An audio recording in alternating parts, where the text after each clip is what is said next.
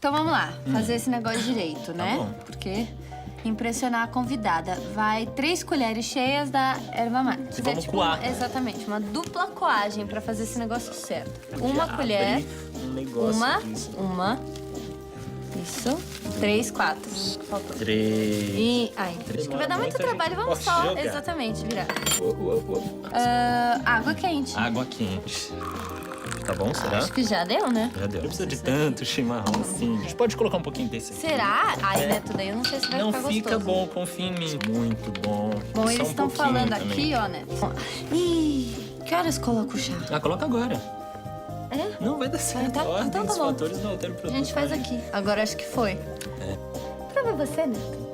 Eu? É você que preparou tudo sozinho. Ah, mas tá tudo É, mentira imagina, hoje. é com prazer. Que isso, olha aí, então. E aí? Ai, Neto, que nojo! Horrível! Inclusive, eu tô passando mal, ai, meu Ai, Deus. Neto, Prendeu aqui na até garganta, parece. eu não tô brincando, não. Experimenta você, Ai, cara. Neto, eu vou chamar a Anitta de uma vez, não tá dando certo esse negócio. Péssima receita. Morrendo. Chimarrão não deu certo.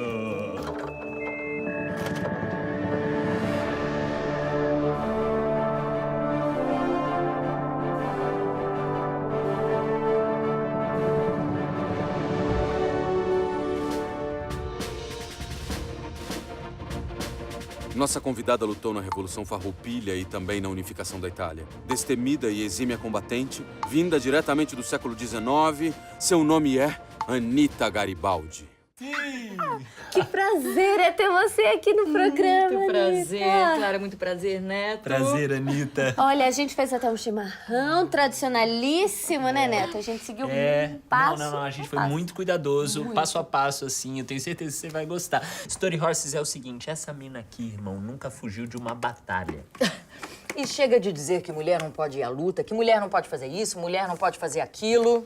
Não, e você deve saber disso mais do que ninguém. Porque em pleno século XIX, quando nem existiam os direitos das mulheres, você tava lá na guerra, na luta. A verdade é que a mulher pode fazer o que ela quiser.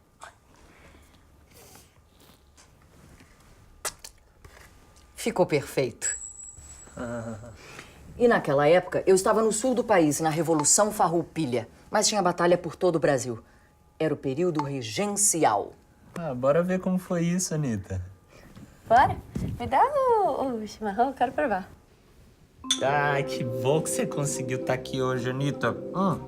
Historiguinhas, as fofocas de hoje são sobre as revoltas do período regencial. Estão lembradas do Pedrinho I, que teve que voltar para Portugal, inclusive? Depois da morte do Dom João VI, seu pai, ele tentou manter o controle sobre as duas coroas, a brasileira e a portuguesa. Exatamente, tentou encasar, inclusive uma das suas filhas, a Marinha, a Maria da Glória, lembra? Com o seu irmão, o Dom Miguel. E assim garantir o controle sobre Portugal, mesmo morando aqui no Brasil.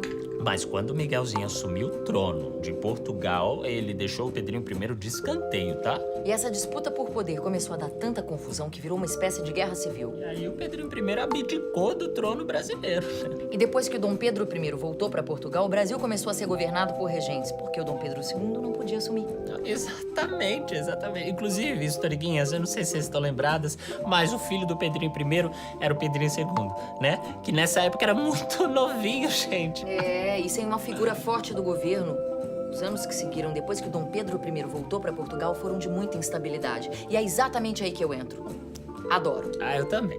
Adoro! E aí, as historiguinhas, nessa época, começou a pipocar revolta pra tudo quanto era lado, assim. Era uma revoltaiada, tinha que ver só. Vamos entender melhor isso no meu quadro, Calma, Netinho? Neto, que vai ser meu quadro dessa vez. Como seu quadro? Eu quero apresentar. Ah, você tá furtando meu quadro, Não tô Clara? furtando, eu acho que com a Anitta aqui é meu momento. O quadro é meu! Vai, Neto, eu fiquei de fantoche o tempo Tá bom, todo tudo pra bem, você calma. ser senhora. Tá certo, Calma, tá certo, crianças, tá certo. calma.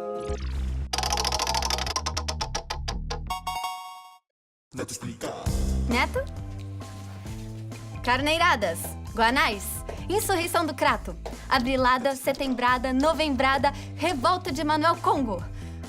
Essas são algumas das revoluções que aconteceram no período regencial. As mais famosas são a cabanagem no Pará, a balaiada no Maranhão, a sabinada e a revolta dos malês na Bahia e as farroupilhas no Rio Grande do Sul.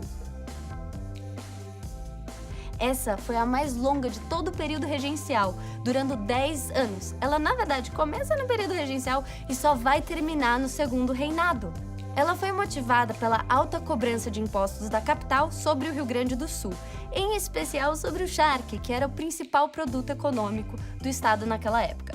Pra quem não sabe, o charque é uma carne salgada para sua melhor conservação e ela foi usada como alimento para escravizados de todo o país. Acontece que os impostos cobrados eram altíssimos e um dos fatores que levou à revolta foi o fato de que alguns fazendeiros brasileiros achavam errado que o charque uruguaio fosse vendido pelo mesmo preço e pagasse as mesmas taxas que o charque brasileiro, sem nenhuma espécie de proteção. O Rio Grande do Sul queria maior independência política e econômica, e assim começa a Revolução Farroupilha, com cunho separatista, liberal e republicana, mas que só defendia os interesses da burguesia, sem proposta nenhuma que reestruturasse ou desse mais poder às camadas populares.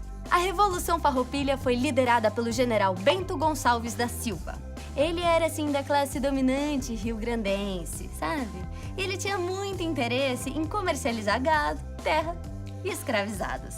Então, para variar, nós tínhamos um movimento que não estava nem aí para a necessidade da abolição da escravidão. Anitta, você que era uma mulher tão pra frente do seu tempo, me diz como você participou de uma revolução que não estava nem aí para as camadas populares? Minha querida, eu mesma vim de uma família sem dinheiro. O movimento tem as suas contradições, mas pra mim tinha uma causa muito maior a ser defendida. Os ideais republicanos e a luta pela liberdade. Eu e meu Didiuzinho sempre falávamos da importância de lutar pelos seus ideais. Quem? Didiuzinho, meu marido. O Giuseppe Garibaldi. Quando eu fui entendendo todas as contradições do movimento, eu já estava na luta, envolvida na causa. Saber do massacre dos lanceiros negros... Anitta, eu posso te interromper só um pouquinho pra explicar pros nossos story lovers? Galera, é o seguinte, pra quem não tá ligado, em 1844, quando a Revolução Farroupilha estava quase chegando no final, alguns dos seus líderes enviaram pro fronte um grupo de soldados formados por ex-escravizados que eram chamados de lanceiros negros. Estudiosos acreditam que essa galera foi vítima do próprio comando de revoltosos e que foram massacrados pelas tropas do governo brasileiro. Sim. Um episódio tristíssimo. Mas dentro do movimento Farroupilha existiam abolicionistas como o general Antônio de Souza Neto. Então eu preferi ficar dentro do movimento e tentar resolver as coisas estando do lado de dentro, entendem? Pois se eu saísse, ninguém iria me ouvir. Como vocês bem devem imaginar, não era nada fácil ser uma mulher no meio de um monte de homens. Se não é nada fácil hoje, imagina, né? Mas vem cá, você antes de ser casada com Garibaldi, era casada com Nem outro... gosto de lembrar. Eu tinha 14 anos. A minha família me forçou a casar com um homem terrível. Terrível. Mais de 20 anos mais velho, que queria domar meu temperamento. E como era isso pra você? Por causa disso eu era mal falada na minha cidade. Só porque eu dizia o que eu pensava e não deixava ninguém se aproveitar de mim. Uma vez, um homem tentou abusar de mim. E eu roubei o chicote dele e consegui escapar. Eu fui até a polícia denunciar e sabe o que disseram? Que eu estava errada. E a cidade inteira começou a dizer que eu era isso, que eu era aquilo, que eu devia ficar em casa. Um absurdo. Eu só encontrei o amor quando eu me casei com meu Didiuzinho, que respeitava a minha liberdade e a minha vontade de lutar. Clarinha, eu acho que tem uma pessoa que podia comentar sobre esse assunto. Com certeza! Vai lá, Luzia! Ai, eu de TPM, eu não aguento essas coisas.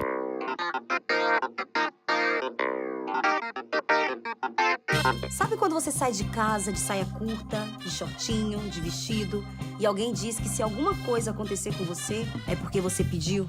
O nome disso é culpabilização da vítima e é muito recorrente com as mulheres. Em casos de denúncias de assédio e outros tipos de violência, nós mulheres somos desacreditadas e responsabilizadas pelo que rolou. Como se a culpa do crime fosse nossa. Mas adivinha? Não é.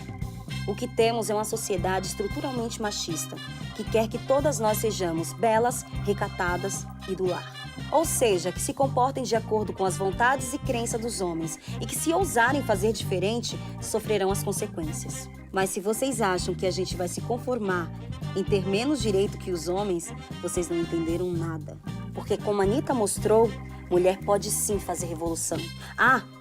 E não esquece, a culpa é sempre do agressor. Anitta, agora que você tá mais internazionale, não consigo. Agora eu estou na Itália com meu marido, com meus filhos. E você planeja descansar? Eu não vejo a hora de voltar pra luta. Eu gosto da emoção da batalha, de defender os meus ideais. Ficar em casa é bom, mas cansa.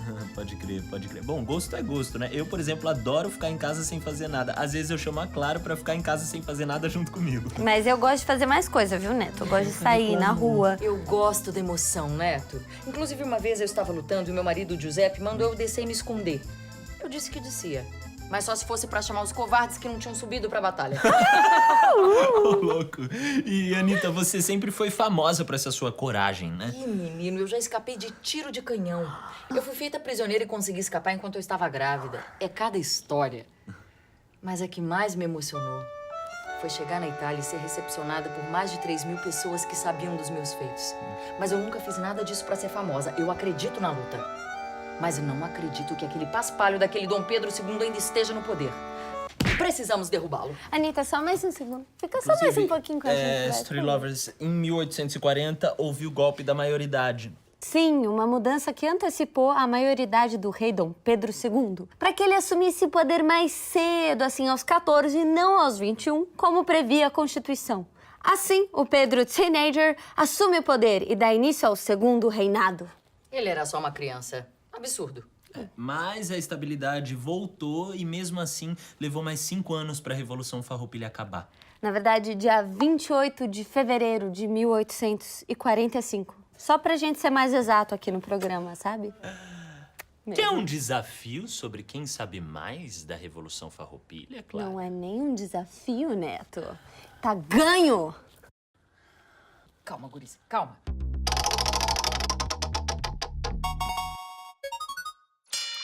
Valendo! Em 1845, a Revolução Farroupilha terminou com a assinatura da Paz de Ponte Verde, que também era chamada de Paz Honrosa. Tá bom, Neto. Vai pro seu cantinho aí. Deixa a expert falar. Os farrapos estavam desgastados, mas não foi propriamente uma derrota, mas sim um acordo, porque muitas das reivindicações dos revoltosos foram atendidas. Por exemplo, os gaúchos iam ter o direito de escolher o presidente da província. As dívidas do estado iam ser pagas pelo governo central, além da garantia da segurança e propriedade para os ex-revolucionários.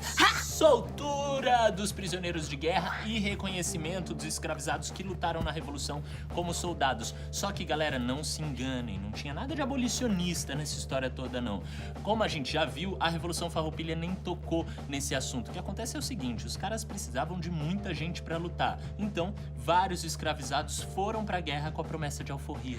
E por que, Neto? E por que o governo da capital topou tudo isso? Você sabe? Eu sei, pelo menos eu sei. Eles toparam tudo isso porque lá na região da Prata, lá no sul do Brasil, com Uruguai e Argentina, estava ameaçando uma guerra. E o governo brasileiro sabia que os soldados farroupilhos seriam muito úteis na defesa do território brasileiro.